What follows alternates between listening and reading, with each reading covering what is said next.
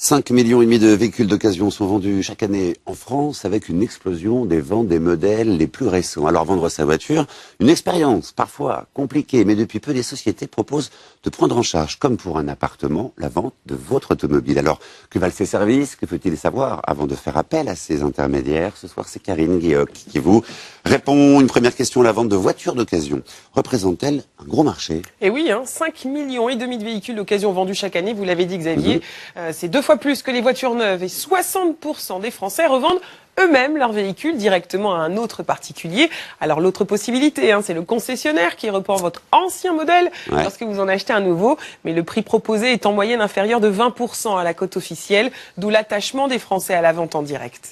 Une autre question. Bien sûr. Quels sont les avantages de faire appel à un intermédiaire pour revendre sa voiture? Alors en général, comme il faut 4 à 6 semaines pour trouver un acheteur, et bien là, vous gagnez du temps. Il existe en effet, et c'est très récent, des agences automobilières, vous comprenez le jeu de mots.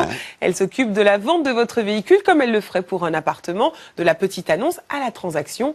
Montant de la commission, 5% du prix de vente en général, soit 400 € pour une petite citadine vendue autour de 8 000 €, 750 pour un monospace de 15 000 €. Et puis sachez également que les sociétés d'experts qui travaillent pour les compagnies d'assurance peuvent évaluer la valeur de votre auto, rapport à l'appui, 200 € en moyenne la prestation. Tout de même. Et ces voitures vendues par des intermédiaires sont donc de bonnes affaires?